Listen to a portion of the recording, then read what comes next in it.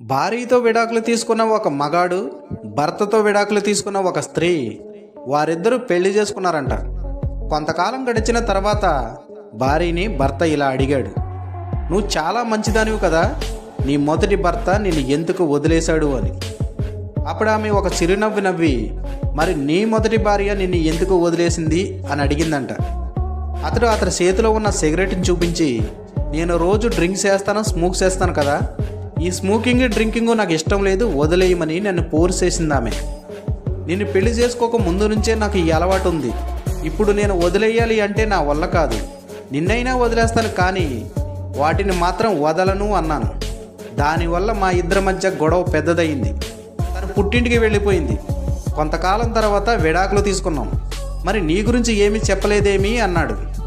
అప్పుడు ఆమె, నా మొదటి భర్త చాలా మంచివాడు, వీక్లీ వన్స్, వారానికి ఒకసారి మాత్రమే మందు కొట్టేవాడు, అది కూడా నాకు నచ్చదు అంటే మానేశాడు.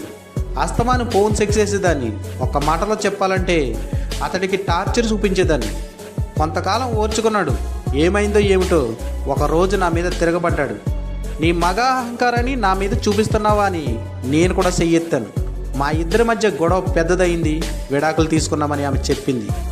అప్పుడు అతడు, వారానికి ఒక్కసారి మందు కొట్టే అతన్నే మందు మానేయమని చెప్పి పోరు చేసిన దానివి, నేను రోజు డ్రింక్ చేస్తున్నాను కదా, మరి నన్నెప్పుడు అడగలేదేమీ అన్నాడు. అప్పుడు ఆమె, మా ఆడవాళ్ళు భర్త పట్ల, సంసారం పట్ల ఎలా ఉంటారో చిన్న ఉదాహరణ చెప్తాను వినండి. ఒక కుంటివాడు పెళ్లి చేసుకున్నాడు, చాలా మంచివాడు.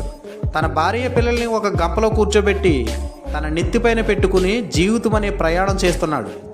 కానీ అతడి భార్య పైన కూర్చుని, నువ్వు కుంటుకుంటూ నడుస్తుంటే మాకు కుదుపు వస్తుంది, కాస్త నిదానంగా నడువు, అనవసరంగా ఈ కుంటువాడిని పెళ్లి చేసుకున్నాను, ఇంకెవరినైనా పెళ్లి చేసుకుని ఉంటే నా జీవితం వేరేలాగా ఉండేది అని సాధించడం మొదలుపెట్టిందంట.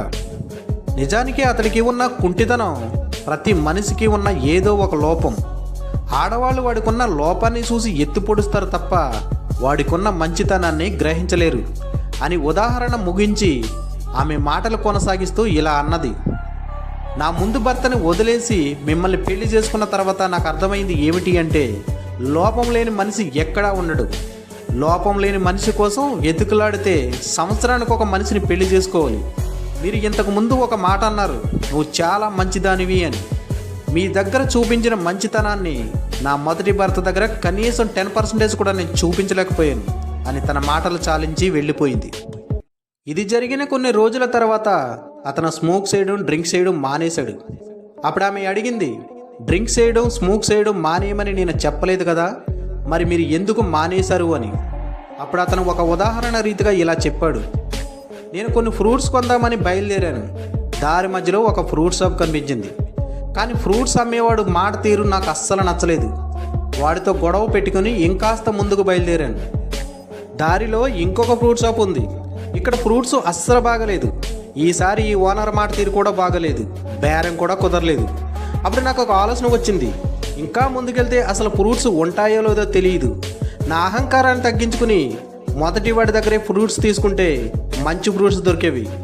ఇప్పుడు నా ఆహాన్ని కొంచెం తగ్గించుకోకపోతే ఇవి కూడా దొరకపోవచ్చు.